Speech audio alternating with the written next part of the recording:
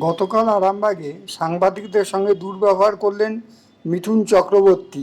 দেখুন কি বলছেন উনি। আপনারা একটা তুলুন আর এখানে আসবেন না মারবে। এই লোকটার নাম নিলে আমার না, এটা একটা পচা নর্দমা।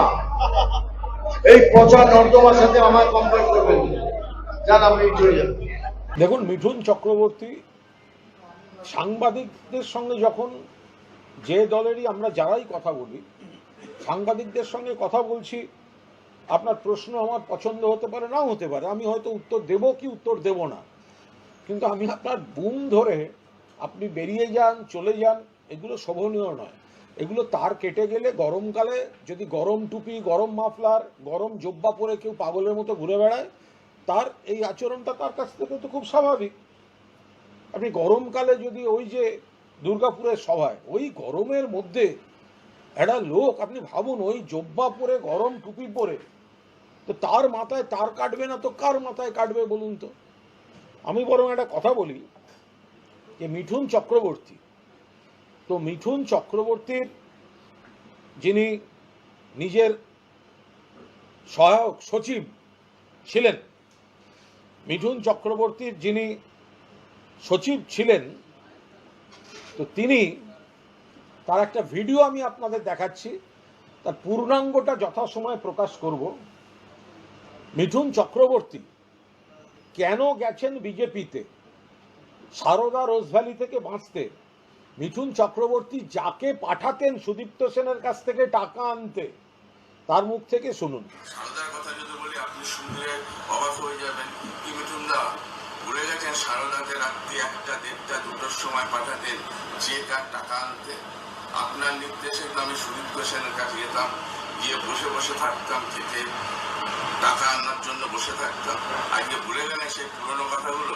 তারপরে যখন সারদার চিঠিটা কিন্তু ফার্স্ট আমার বাড়ি এসেছিল, ইডি চিঠি কিন্তু আমাকে আমার বাড়ির অ্যাড্রেসে এসেছিল, আপনাকে তলব করেছিল, সেটা আমার বাড়ির অ্যাড্রেসে চিঠিটা এসেছিল। যেই দেখলেন আমি অনেক কিছু জানি, সুতরাং আপনি কি করলেন, আমার সাথে সম্পর্ক কাট করতে শুরু করলেন। কি মিঠুন দা রোজভ্যালিটা ভুলে গেলেন? রোজভ্যালির গল্পটা, হ্যাঁ, যখন রোজভ্যালির গৌতম বাবুকে যখন ধরে নিয়ে যাচ্ছে, তখন আপনি কয়েকজনে ওনার সাথে জয়েন্টলি একটা বই করেছিলেন, মনে আছে? বইটা তো বেরোলাম, কিন্তু সেখান থেকে মনে আছে আপনার 50% শেয়ার ছিল, ওইটার কাজ আমি করেছিলাম, মনে আছে? আমাকে প্রোডাকশন ম্যানেজার করেছিলেন, মাত্র 3000 টাকা না 4000 টাকা দিয়েছিলেন। হ্যাঁ, ওর কাগজ আমার কাছে আছে, ঠিক আছে? ভয়ের চোটে আপনি কি করলেন, রোজভ্যালির শেয়ারটা আপনি কিনে নিলেন। হ্যাঁ, ভয়ের চোটে কিনে নিলেন বইটা, 50 শেয়ার ছিল, সেটাকে কিনে নিয়ে আপনি আপনার নামে করে নিলেন, আপনার কোম্পানির নামে। মিঠুন চক্রবর্তী আলকেমিস্ট, সারদা, রোজভ্যালির অভিযুক্ত। মিঠুন চক্রবর্তীকে সেন্ট্রাল এজেন্সি অ্যারেস্ট করত, ঘাড় ধরে নিয়ে যেত।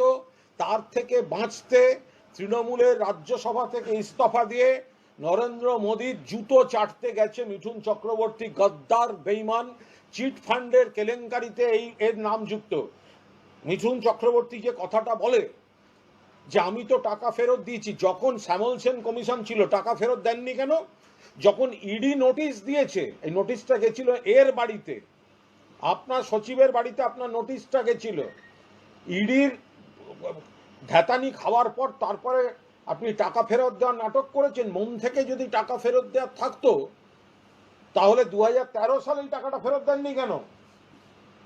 অ্যালকেমিস্টে আপনি ব্র্যান্ড অ্যাম্বাসাডার ছিলেন, অ্যালকেমিস্টের মিঠুন চক্রবর্তী ব্র্যান্ড অ্যাম্বাসাডার ছিলেন, কেন অ্যারেস্ট হয়নি? মিঠুন চক্রবর্তী সারদা থেকে চেকের বাইরে ক্যাশ নিয়েছে, এই ছেলেটিকে ক্যাশ আনতে পাঠাতো। এই ছেলেটি বলছে আমি মাঝরাত্রে আমাকে যেতে হতো সুদীপ্ত সেনের কাছে। সেই টাকা কোথায়? মিঠুন চক্রবর্তী, রোজভ্যালিতেও আপনার নাম যুক্ত, কেন মিঠুন চক্রবর্তী অ্যারেস্ট হবে না? মিঠুন চক্রবর্তী তদন্ত অ্যাভয়েড করার জন্য বিজেপির পায়ে গিয়ে পড়েছে। মিঠুন চক্রবর্তী তার পরিবারের বিরুদ্ধে যে নারী নির্যাতনের অভিযোগ ছিল, আপনি কে? আপনি তো একজন ধর্ষকের বাবা, ধর্ষকের বাবা মিঠুন। ও কিন মহিলাদের সুরক্ষা বলতে আসছে, ধর্ষকের বাবা মিঠুন। ও কি মহিলা সুরক্ষা বলতে আসছে? ওগুলো থেকে বাঁচাতে বিজেপি কোথায় হাতিদের করিডোরের ওপর পরিবেশের আইন ভেঙে কি কনস্ট্রাকশন, মিঠুন চক্রবর্তীর নাম, কোন স্কুল করেছেন, ব্রিটেনের কোন স্কুলের অ্যাফিলিয়েশনের নাম করে পরে সেই অ্যাফিলিয়েশন খুঁজে পাওয়া যাচ্ছে না, বিতর্ক, এগুলোর একটাও স্পষ্ট উত্তর আপনার কাছ থেকে পাওয়া যায়নি। ফলে মিঠুন চক্রবর্তী, বাংলায় আপনাকে বিজেপি গলায় বকলস লাগিয়ে ঘেউ ঘেউ করতে পাঠিয়েছে, কিন্তু আপনি ভুলে যাবেন না বাকিরা সব কিছু ভুলে গেছে।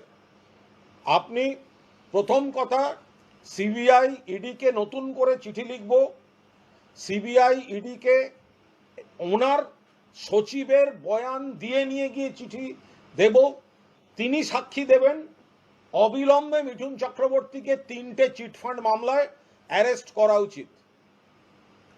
আরামবাগে আজকে একটা দলীয় কর্মীদের সভায় মিঠুন চক্রবর্তী বলেছেন যে মার খেয়ে আপনারা বাড়ি ফিরবেন না। মিঠুন চক্রবর্তী মার কি বলছেন? মার খেয়ে বাড়ি ফিরবেন না?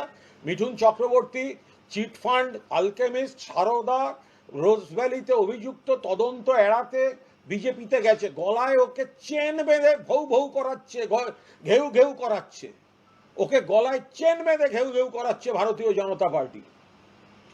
ভদ্রলোককে বা তিনি এতদিন গোপন রেখেছিলেন কেন?